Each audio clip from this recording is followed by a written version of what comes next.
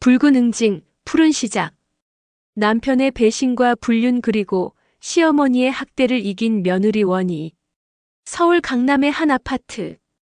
원희는 유능한 대기업 본부장으로 누구보다도 치열하게 살아온 여성이다. 회사에서 수많은 프로젝트를 성공으로 이끌며 인정받았고 사회적으로도 안정된 삶을 누리고 있었다. 그러나 그녀의 가정만큼은 늘 마음 한구석을 무겁게 짓눌렀다. 남편 철민. 처음엔 성실하고 듬직한 남자로 보였으나 결혼 10년이 지나면서 점점 무책임한 모습이 드러났다. 시어머니 장옥자는 늘 원희를 돈 버는 기계로만 여겼고 시누이 정희는 사사건건 트집을 잡으며 갈등을 부추겼다. 어느 저녁 식탁. 장옥자가 숟가락을 내려놓으며 불쾌한 표정을 지었다. 원희야, 여자가 너무 앞에 나서면 남편이 기죽는 거 몰라? 철민이도 체면이 있지. 회사 본부장. 그 자리가 뭐 그리 대단하다더냐.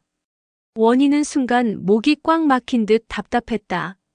어머니, 저도 가족을 위해 일하는 거예요. 철민 씨도 하고 싶은 일 하라고 제가 많이 도와줬잖아요.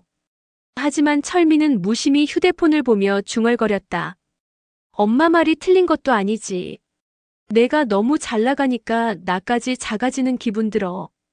원희는 그 말에 피가 거꾸로 솟았다. 철민 씨, 나 정말 서운하다. 내가 그동안 어떤 마음으로 버텼는데. 그때 시누이 정희가 비웃듯 끼어들었다. 언니, 그렇게 잘났으면 혼자 살지 그랬어? 남자는 자존심이 전부라니까. 철민이 오빠도 힘들지.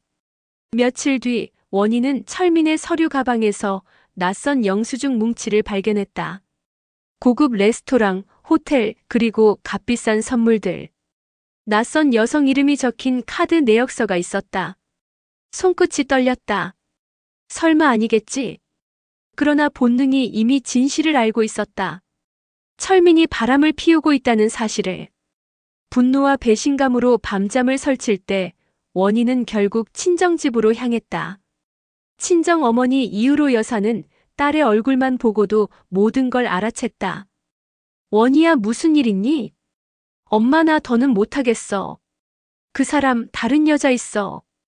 이후로 여사의 눈빛이 단단히 굳었다. 그래.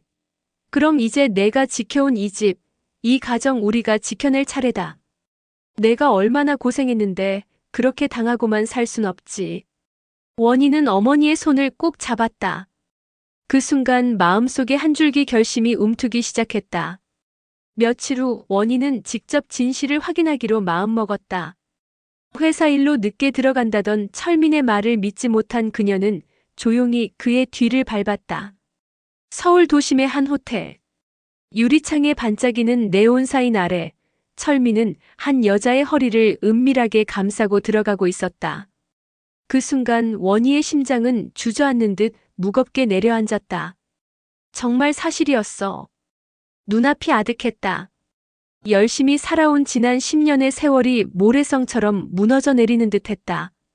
다음 날 원희는 아무렇지 않은 척 식탁에 앉았다. 그러나 속은 이미 불길처럼 끓어올랐다. 철민 씨, 어제 어디 갔어? 어제? 아, 회사 사람들하고 회식했지. 순간 원희는 참지 못하고 테이블 위에 증거 사진을 던졌다. 거짓말하지 마. 이 여자가 회사 동료야. 호텔은 업무 보고하는 곳이야. 철민의 얼굴이 순식간에 창백해졌다. 그러나 그는 곧 적반하장으로 소리쳤다. 내가 날 무시하니까 내가 이렇게 된 거잖아. 늘 내가 잘났다고만 하잖아. 며칠 후 시어머니 장옥자는 원희를 따로 불러냈다. 원희야, 내가 철민이를 좀 이해해야지. 남자가 실수할 수도 있지 않니? 내가 너무 강해서 애가 숨을 못 쉬는 거야. 원희는 손에 힘이 꽉 들어갔다.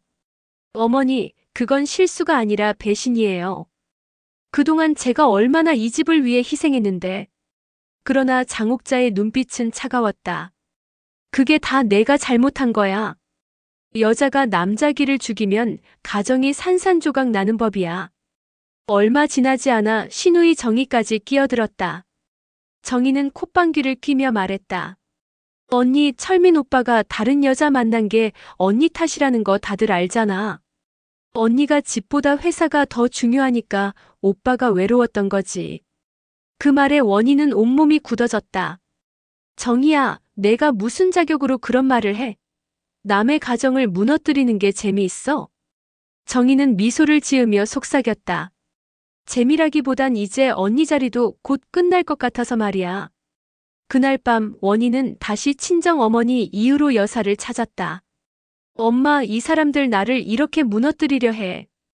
원희야, 이제 내가 참을 필요 없어. 우리도 준비하자. 내가 가진 힘과 내가 가진 지혜로 저 사람들 반드시 응징해야지. 원희는 눈물을 닦으며 고개를 끄덕였다. 그래, 이제는 내가 끝까지 맞서 싸울 거야. 원희의 집안은 이미 전쟁터와 같았다.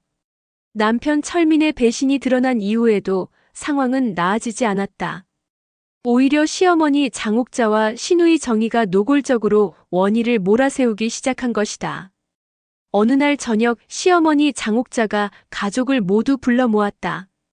식탁에는 음식이 가득했지만 공기에는 묘한 긴장감이 흘렀다.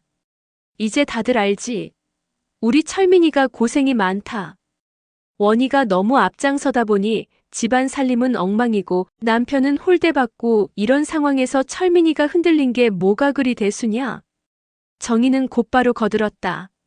맞아요, 엄마. 언니는 늘 회사 일만 신경 쓰잖아요. 철민 오빠가 다른 여자한테 위로받을 만하지 않아요?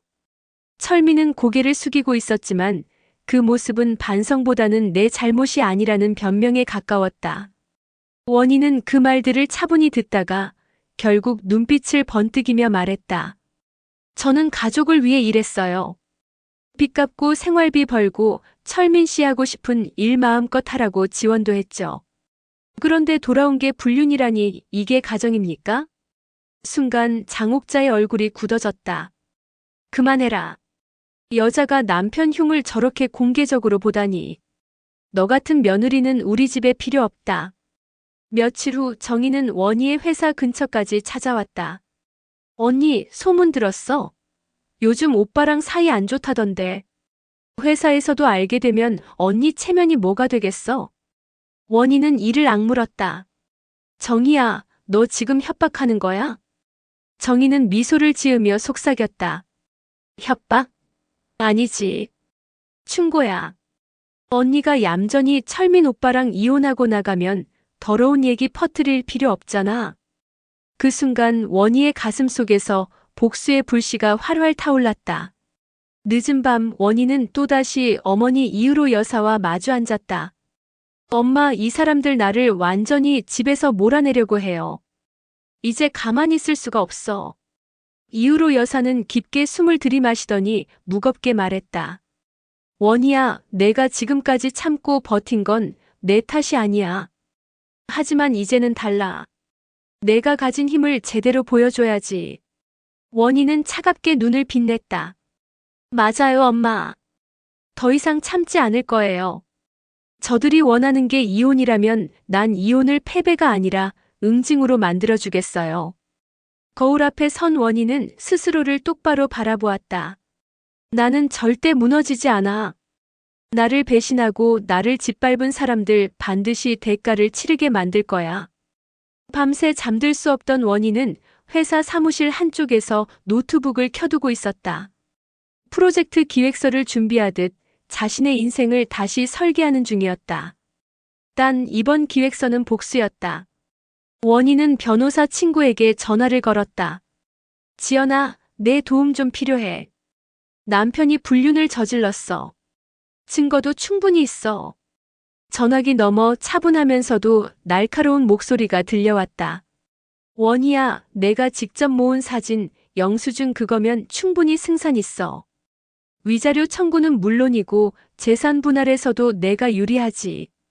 원희는 무겁게 숨을 내쉬었다. 좋아, 그럼 차근차근 준비하자. 이번엔 절대 물러서지 않을 거야. 회사 회의실.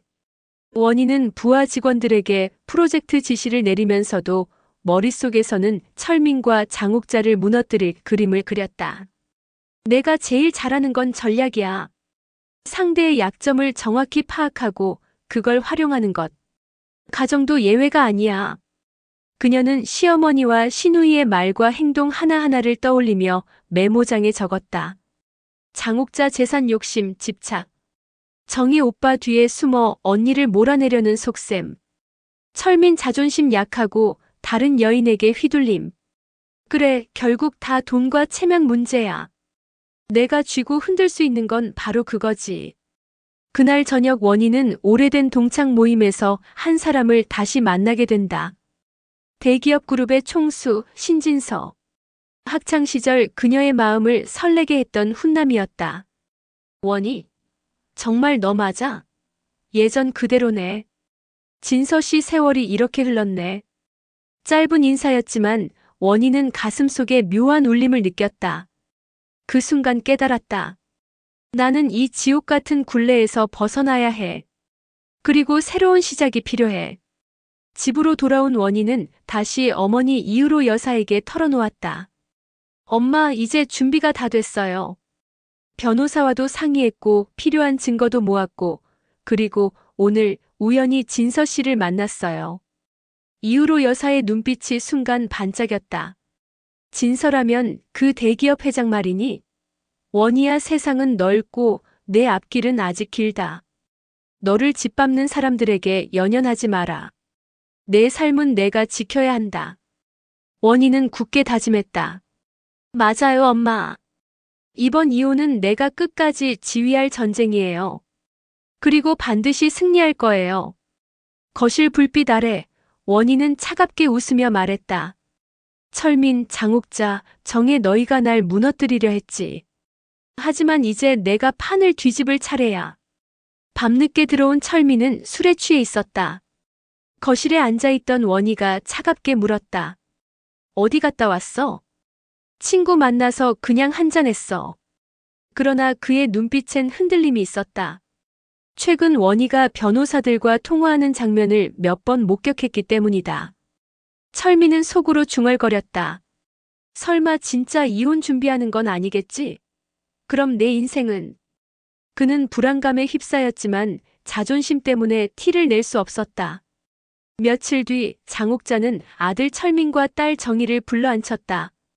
얘들아, 내가 보기엔 원희가 뭔가 꾸미고 있다. 변호사 만난다는 소문도 들었어. 이대로 가면 집안 망신이야. 정희가 손가락을 꼬며 비웃었다. 엄마, 언니가 무슨 힘이 있겠어요? 여자 혼자 발버둥 친다고 우리를 이길 수 있나요?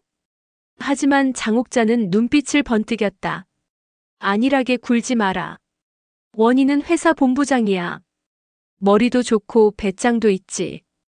우리가 가만히 있으면 당하는 건 우리야. 철민은 불쾌하게 소리쳤다.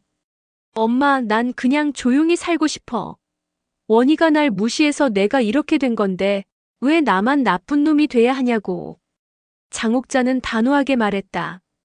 그러니까 내가 더 당당해야지. 원희가 먼저 가정을 깨트리려 한다는 식으로 만들어. 그래야 법정 싸움에서도 내가 유리해진다. 며칠 후 정희는 원희의 회사 앞 카페에서 기다리고 있었다. 언니, 잠깐 얘기 좀 할까요? 원희가 차갑게 쳐다봤다. 또 무슨 말 하려고? 정희는 억지 미소를 지으며 말했다. 언니, 회사에 이런 소문 돌면 안 되잖아요. 남편이 바람났다고 여기저기 떠들고 다니면 회사 사람들 귀에도 들어가겠죠. 원희는 팔짱을 끼고 날카롭게 말했다. 정희야, 내가 퍼뜨리면 그게 명예훼손이야. 법정에 서고 싶은 거야? 정희의 표정이 순간 굳었다. 그러나 이내 다시 비웃었다. 언니, 그렇게 무섭게 말해도 언니 혼자 싸우는 거잖아요. 철민 오빠, 엄마, 나 셋이 하나인데 언니가 뭘 할 수 있겠어? 원희는 차갑게 대꾸했다. 너희가 셋이라면 난 법과 진실을 내 편으로 만들 거야. 그럼 내가 셋이라도 백이라도 소용없어. 그날 밤 원희는 다시 어머니와 마주 앉았다. 엄마, 저 사람들 절 몰아내려고 혈안이에요. 하지만 이제 두렵지 않아요. 오히려 그들의 허술한 구멍들이 보이기 시작했어요. 이후로 여사는 잔잔하게 미소 지었다. 그게 바로 내 힘이야, 원희야. 흔들리는 건 내가 아니라 저 사람들이지. 넌 끝까지 당당하게 내 길을 걸어라. 엄마는 언제나 내 뒤에 있다. 원희는 고개를 끄덕이며 마음속으로 다짐했다. 그래, 이 싸움 내가 끝까지 끌고 가 승리로 마무리할 거야. 가을비가 흩뿌리던 어느 날 나는 건강검진을 위해 병원을 찾았다. 은퇴 후로는 몸의 작은 이상에도 예민해졌기에 정기적으로 검진을 받는 습관을 들인 것이다. 병원 대기실에 앉아있던 나는 주변을 둘러보다가 내 또래, 혹은 나보다 조금 더 연세가 있어 보이는 이들의 모습을 하나하나 눈에 담았다. 누군가는 진료 차례를 기다리며 한숨을 내쉬고 있었고 또 다른 누군가는 종이봉투 속 약을 만지작거리며 어두운 표정을 짓고 있었다. 그러다 내 옆자리에 앉은 노부부가 눈에 들어왔다. 남편은 지팡이를 짚고 있었고 아내는 그의 팔을 꼭 붙들고 있었다. 남편이 힘겹게 숨을 고를 때마다 아내는 손바닥으로 그의 등을 토닥이며 말했다. 괜찮아요, 여보. 여기까지 온 것도 잘한 거예요. 그 짧은 말 한마디가 내 가슴을 울렸다. 나는 은퇴 후 오직 돈과 재산 관리에만 몰두했다. 통장 잔고를 확인하며 안도했고 투자 소식을 들으면 불안해졌다. 하지만 정작 내 옆을 지켜주는 가족과 친구, 그리고 나 자신을 얼마나 돌봤던가. 검진을 마치고 나오며 나는 결심했다. 앞으로의 시간은 돈보다 내 삶의 질에 집중하자고. 건강을 지키고 관계를 다지고 내 마음을 단단히 하는 것. 그것이야말로 은퇴 후 진짜 자산임을 깨달았다. 병원 앞에서 비냄새가 섞인 바람을 들이마시며 나는 속으로 다짐했다. 돈이 줄어도 괜찮다. 그러나 건강과 사랑은 반드시 지켜야 한다. 병원에서 돌아온 다음 날 나는 작은 수첩을 꺼냈다. 그리고 그 위에 굵은 글씨로 이렇게 적었다. 오늘부터는 삶의 질을 지켜가는 연습을 한다. 그 첫걸음은 건강이었다. 아침마다 늦잠을 자던 습관을 바꿔 동네 공원 산책을 나가기 시작했다. 처음에는 무릎이 시큰거려 몇 분도 걷기 힘들었지만 나무 사이로 스며드는 햇살을 받으며 천천히 걸으니 마음이 가벼워졌다. 길가의 핀 들국화를 보며 이 나이에도 아직 내 앞에 펼쳐진 계절이 있구나 하고 웃음이 났다. 두 번째는 인간관계였다. 오랫동안 소홀히 했던 친구들에게 전화를 걸었다. 잘 지내나? 나도 이제 시간이 많아졌는데 한번 보자. 짧은 대화였지만 상대방의 반가운 웃음소리만으로도 가슴이 따뜻해졌다. 예전 같으면 바쁘다는 이유로 미뤘을 일들을 이제는 조금씩 채워가기 시작한 것이다. 세 번째는 마음 챙김이었다. 저녁 식탁에 앉아 아내와 나란히 밥을 먹을 때 나는 휴대폰을 내려놓았다. 식사 중에 투자 뉴스나 경제 기사에 눈을 붙잡히던 습관을 버리고 아내가 해준 반찬의 맛을 음미했다. 오늘 된장찌개 맛있네. 하고 건네자 아내의 얼굴에 번지는 미소가 그 어떤 주식 수익률보다 값지게 느껴졌다. 그리고 무엇보다 중요한 건 나 자신과의 대화였다. 잠들기 전 거울 앞에 서서 스스로에게 말했다. 잘하고 있다. 돈이 아닌 삶의 무게를 이제야 알게 되었구나. 그날 밤 오래간만에 깊고 편안한 잠을 잘 수 있었다. 내일의 불안 대신 오늘의 충만함이 내 곁에 머물렀기 때문이다. 새로운 생활 습관은 내 삶을 조금씩 바꾸어 놓았다. 아침마다 공원 벤치에 앉아 호흡을 가다듬고 있으면 낯설지만 익숙한 풍경들이 눈에 들어왔다. 뛰어가는 아이들, 손을 잡고 걷는 노부부, 그리고 나처럼 천천히 걸으며 시간을 보내는 사람들이었다. 그중 한 사람이 눈에 들어왔다. 흰 모자를 눌러 쓴 내 또래쯤 되어 보이는 남자였다. 매일 같은 시간에 산책길에서 마주쳤는데 처음에는 그냥 가볍게 고개만 끄덕였다. 그러다 어느 날 그가 먼저 말을 걸어왔다. 요즘 자주 뵙네요. 혹시 근처에 사세요? 그 순간 나는 알았다. 그가 바로 학창시절 내 짝이었던 신진서라는 사실을. 세월이 흘러 얼굴은 주름지고 몸은 조금 굽었지만 눈빛만큼은 예전 그대로였다. 진서 너 맞지? 신진서. 그는 놀란 듯 나를 똑바로 바라보며 웃음을 터뜨렸다. 정말 오랜만이다. 내가 여기 살 줄이야. 우리는 그날 한참을 공원 벤치에 앉아 이야기를 나눴다. 학창 시절의 추억, 중간에 끊긴 연락, 그리고 각자의 삶이 흘러온 이야기를 꺼내다 보니 시간 가는 줄 몰랐다. 나는 지금 그룹 회장을 맡고 있어. 바쁘지만 나이 드니 예전 친구들이 자꾸 그리워지더라. 나는 은퇴하고 나서야 사람 사는 맛을 다시 배우는 중이야. 서로 다른 길을 걸어왔지만 지금의 우리는 묘하게 닮아 있었다. 삶의 무게를 겪고 난 뒤 조금은 가벼워진 마음으로 이 자리에 앉아 있었던 것이다. 헤어지기 전 진서가 말했다. 다음에 시간 되면 저녁 한번 하자. 옛날 얘기도 하고 앞으로 얘기도 하고. 나는 웃으며 대답했다. 그래, 이번에는 절대 놓치지 말자. 집으로 돌아오는 길, 내 발걸음은 이상하게도 가벼웠다. 마치 오래전 잃어버린 무언가를 되찾은 듯 가슴 깊은 곳이 따뜻하게 데워지는 느낌이었다. 신진서와의 만남은 내 안에 오래 잠자고 있던 무언가를 흔들어 깨웠다. 그날 이후 우리는 가끔씩 만나 차를 마셨다. 그는 늘 바쁜 사람이었지만 나와의 시간을 소중하게 여기려는 모습이 느껴졌다. 넌 여전히 진솔하다. 예전에도 그랬지만 지금은 더 단단해진 것 같아. 그의 말은 내 안에 켜켜이 쌓여있던 무력감을 조금씩 녹여냈다. 나는 그에게 솔직히 털어놓았다. 남편 철민의 배신, 시어머니와 시누이의 멸시, 그리고 그 뒤에 찾아온 긴 허무함까지. 진서는 내 이야기를 끊지 않고 그저 조용히 듣고만 있었다. 때로는 고개를 끄덕이고 때로는 내 손등에 손을 얹어주며 원희야, 내 잘못이 아니야. 누구도 그런 상처를 당해서는 안 되지. 하지만 내가 이렇게 버티고 여기까지 왔다는 게 얼마나 대단한 일인지 알까? 그의 목소리는 단호하면서도 따뜻했다. 나는 그 순간 오랜 세월 동안 나를 짓눌렀던 죄책감과 분노가 조금은 풀어지는 걸 느꼈다. 그리고 깨달았다. 내가 그토록 집착했던 것은 복수가 아니었다. 내가 원한 것은 나를 있는 그대로 인정해주고 지켜봐주란 사람. 그 존재가 지금 내 앞에 있었다.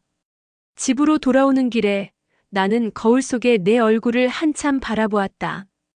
예전처럼 젊지도 화려하지도 않았다.